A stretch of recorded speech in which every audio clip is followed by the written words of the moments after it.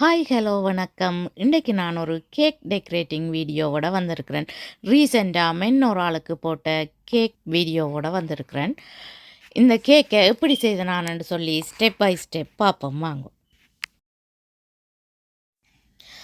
இந்த கேக்கை நான் 6 இன்ச்சில் செய்கிறேன். 2 லேயர்ஸ் வைக்கிறேன். கேக் பேஸுக்கு பட்டர் ஐசிங்கை பூசி கேக்கை வைக்கிறேன். கேக்கு மேலே கேக் ஃபில்லிங் போடுறேன். இந்த கேக் ஃபில்லிங்கை நீங்கள் உங்களுக்கு விருப்பமானபடி போடலாம். க்ரீமும் போடலாம், ஜாம் போடலாம். உங்களுக்கு விருப்பமான கேக் ஃபில்லிங்கை போட்டுட்டு அதுக்கு மேலே இன்னும் ஒரு லேயர் கேக்கை வைக்கிறேன். கேக்கை ஒன்றுக்கு மேலே ஒன்று அடுக்கினா பிறகு க்ரம் கோட் போடணும். இப்போ க்ரம் கோட் போடுறேன். இப்போ கேக்குக்கு க்ரம் கோட் போட்டுட்டேன். க்ரம் கோட் போட்டு முடித்த பிறகு ஃப்ரிட்ஜுக்குள்ள 1/2 ஹவர் வச்சு எடுக்கணும். 1/2 ஹவர் வச்சு எடுத்த பிறகு ஃபொண்டன்ட்டால் இந்த கேக்கை கவர் பண்ணுறேன். ஒயிட் கலர் ஃபொண்டன்ட்டால் தான் இந்த கேக்கை கவர் பண்ணி எடுக்கிறேன். சைட்டை இப்படி விரித்து எடுத்து தான் இந்த ஃபொண்டன்ட்டை சேவ் பண்ணி எடுக்கணும்.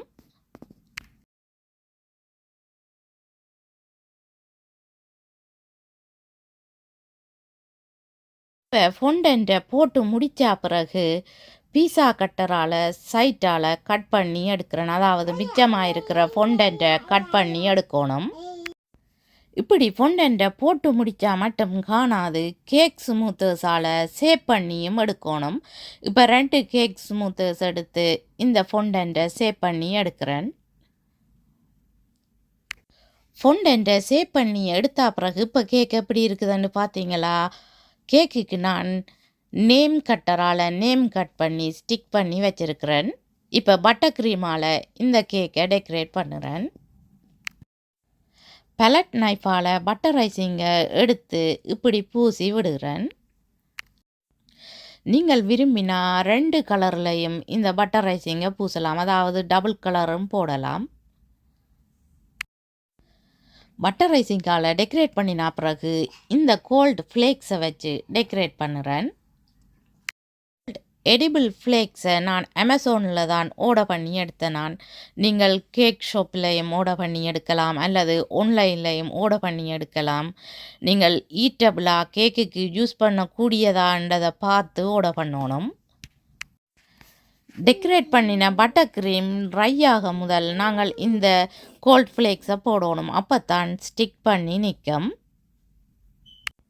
இப்போ இந்த கேக்கை செய்த பிறகு ஆர்டர் பண்ணி வச்சிருக்கிற கேக் டெக்கரேட்டிங் அதாவது கேக் டொப்பர்ஸை வச்சு இந்த கேக்கை டெக்கரேட் பண்ணுறேன். இந்த பாம் லீவ்ஸ் எப்படி செய்கிறேன்னு சொல்லி ஆல்ரெடி வீடியோ போட்டிருக்கிறேன். டிஸ்கிரிப்ஷனில் லிங்க் கொடுக்குறேன், நீங்கள் போய் பார்க்கலாம். அப்படி இல்லைன்னு சொல்லி சொன்னால் நீங்கள் இதை ஆன்லைனில் ஆர்டர் பண்ணியும் எடுக்கலாம். கேக்கை டெக்கரேட் பண்ணினா பிறகு ஹேப்பி பர்த்டே கேக் டொப்பர் வைக்கிறேன். இதை நான் ஆன்லைனில் தான் ஆர்டர் பண்ணி எடுத்தேன்.